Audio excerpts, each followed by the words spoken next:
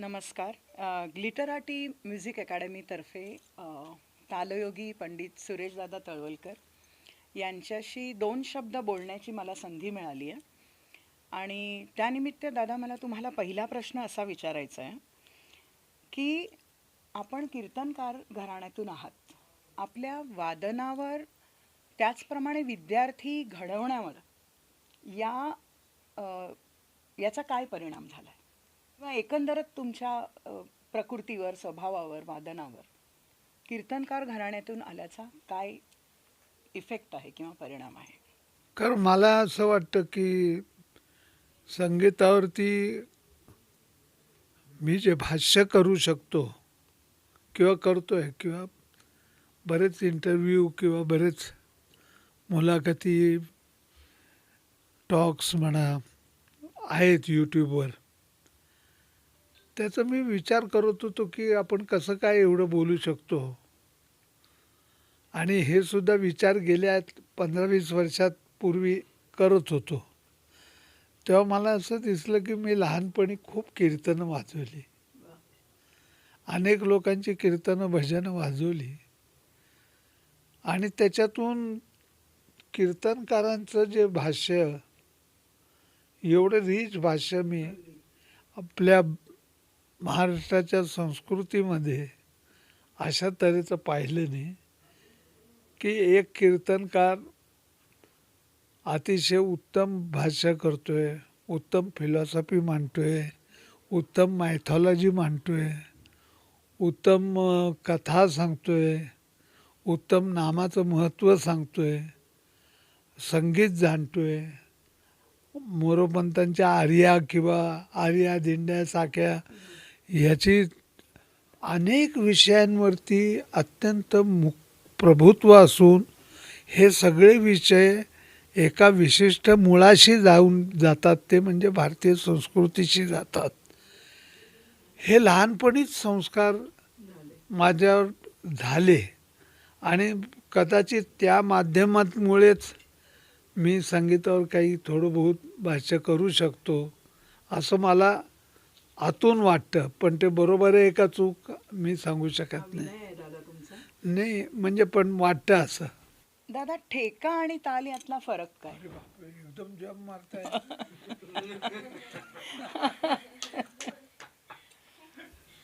तर म्हणजे पहिला विषय आहे आणि त्याला जोडून दुसरा विषय नाही आला एकदम. आज अशाच प्रश्नांची सांग बरं, ठीक आहे.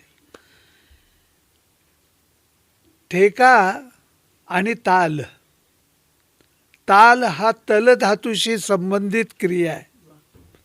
तल धातू, तल धातू म्हणजे हा तळवा, आणि तो एकमेकावर वाजून टाळी उत्पन्नाने जे तालाचं सर्कल होतं त्याला ताल म्हणतात. आणि हे ताल ठेक्याच्या अगोदरपासून होते. जय देव जय देव जय मंगलमूर्ती दर्शन महादेव ते हे तालक्रिया आहेत. आपल्या सगळ्या आरत्या वगैरे ज्या वेळेपासून त्या वेळेला वाद्य नव्हती, अशा काळापासून आहेत. तर ती तालक्रियेला भाषेमध्ये गुंफलं गेलं आणि वाद्यामध्ये गुंफलं गेलं, त्यावेळी ठेका निर्माण झाला. ठेका हा त्यावेळी निर्माण झालाय, त्याच्या अगोदर तालक्रिया आहे. म्हणून तालाची पहिली बंदिश काय आहे, तर ठेका ही तालाची पहिली बंदिश आहे. आणि तो फरक कसा आहे, तर तालाला ठेका जो असतो तो तालालाही मानत नाही.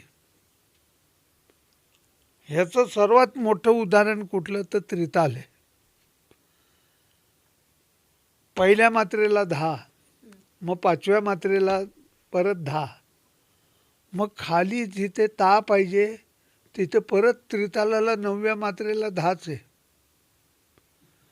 आणि 13व्याला आता 10 पाहिजे, तिथे आहे ता. म्हणजे किती ही विसंगती आहे बघा ठेक्यामध्ये आणि तालामध्ये. म्हणजे खालीला सुद्धा 10 आहे. एवढंच नाही तर 14व्या मात्रेला धा तीन तीन ता ता थिन दिन दा. ह्या 14व्या मात्रेला जर वजन दिलं नाही ते एकही गाण्याची बंदिश चांगली लागणार नाही. आणि अशा तऱ्हेचं 14व्या मात्रेला वजन द्यायचं हे ताल पद्धतीत कुठेही नाही आहे. धा दिन दिन दा, धा दिन दिन दा, धा तीन तीन ता ता दिन दिन दा.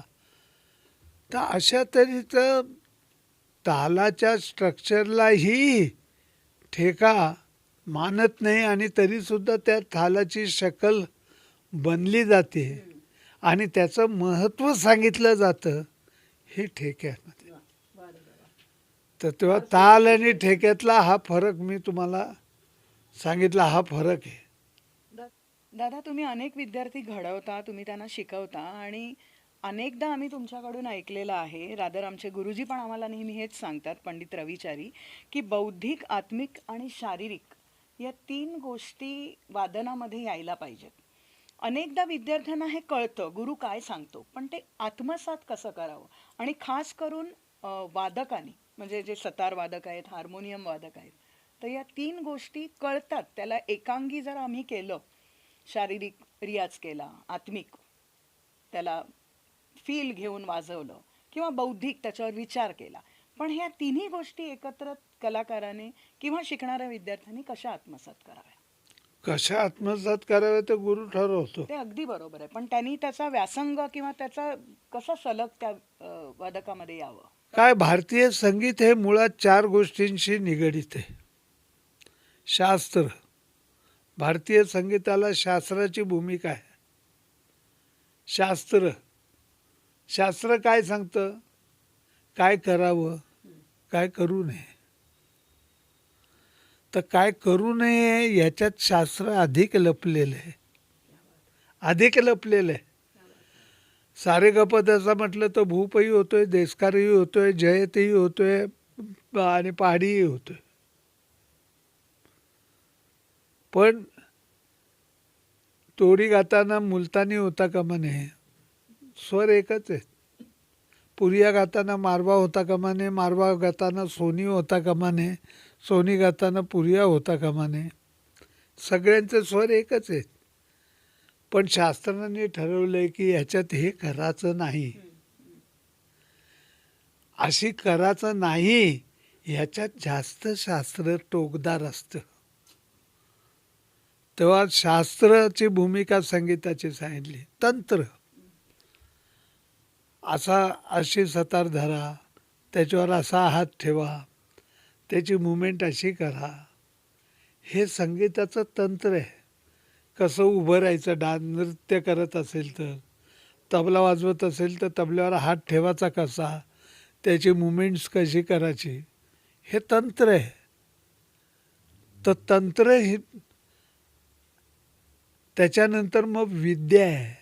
तऱ्हेतऱ्हेचे राग आहेत, रागिण्या आहेत, तऱ्हेतऱ्हेची गायकी आहेत, घराणी आहेत, बंदिशी आहेत, ताल आहेत, गायकी आहे.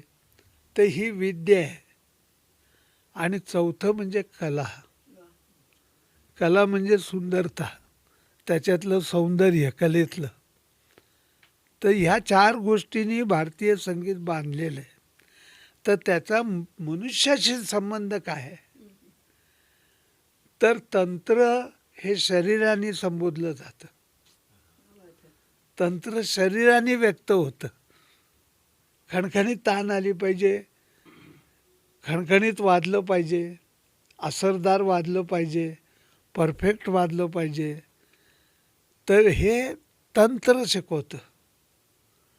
मग बुद्धीने काय ठरवलं जातं बघा, शरीराने तंत्र, बुद्धीने विद्या आणि शास्त्र संपादन केलं जातं. बुद्धीने शास्त्र आणि विद्या संपादन केली जाते आणि कला जी असते ती मनाने संबोधली जाते.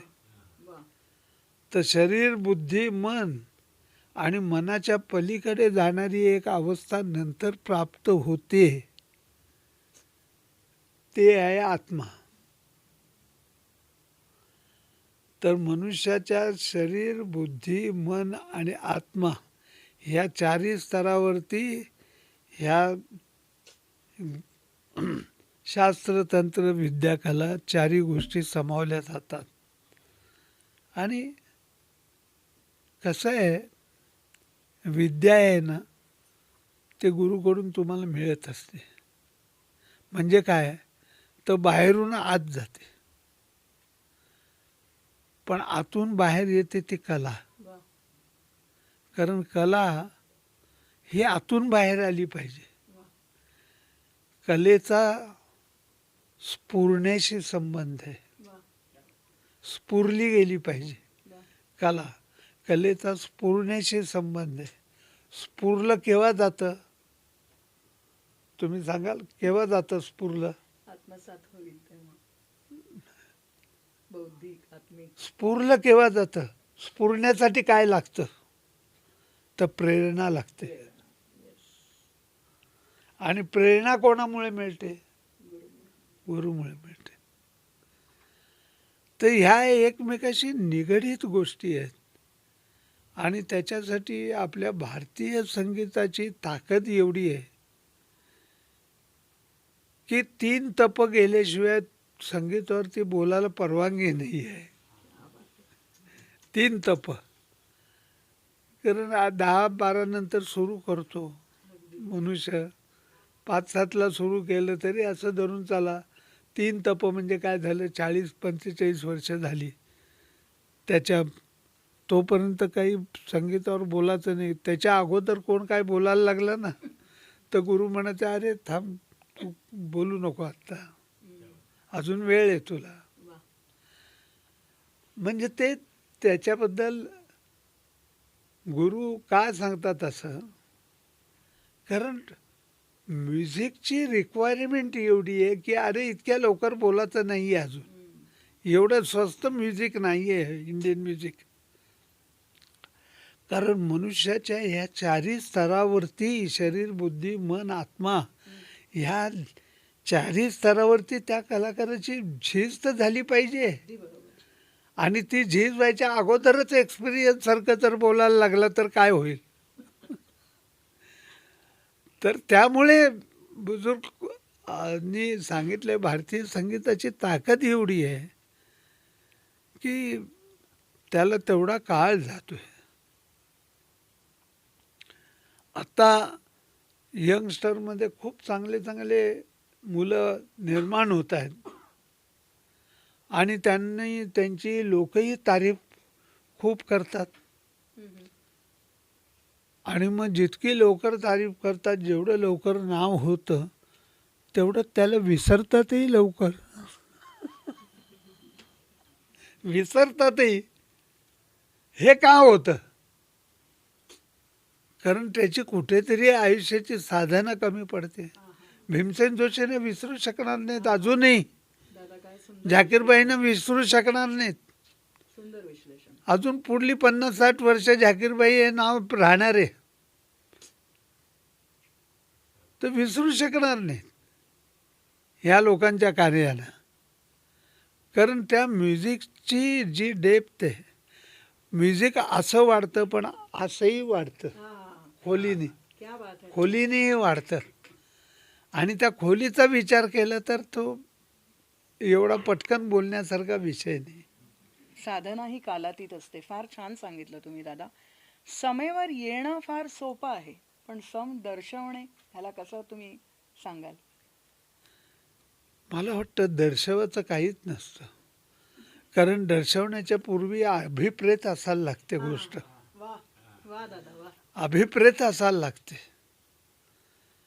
आतून अभिप्रेत असली पाहिजे की, आणि त्याला अगोदर दिसत असली पाहिजे सम.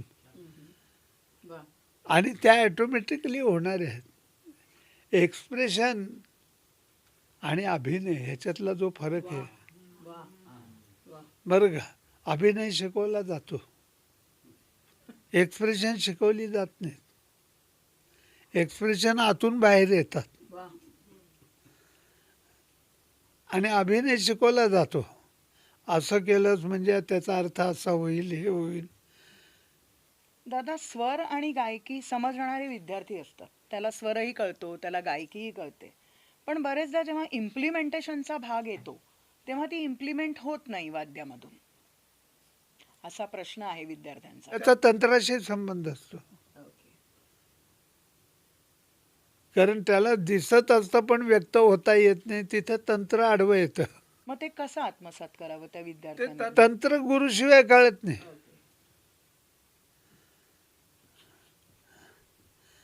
कारण तंत्रामध्ये तो कुठे कमी पडतोय, काय कमी पडतोय, काय होतंय त्याचं, हे गुरुच सांगू शकतो.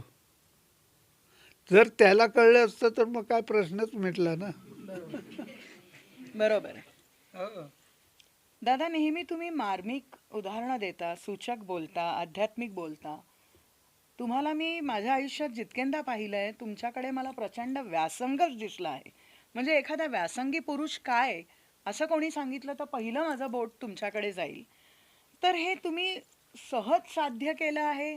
ही गुरुकृपा, ईश्वर कृपा, की आपल्या सातत्याने अ, आध्यात्मिक बूज, वाचन, व्यासंगाने हे झालेलं आहे? कारण तुम्ही जे बोलता ते मार्मिकच असतं आणि ते इतकं विवेचनपूर्ण असतं की ते आम्हाला लगेच जाऊन भिडतं.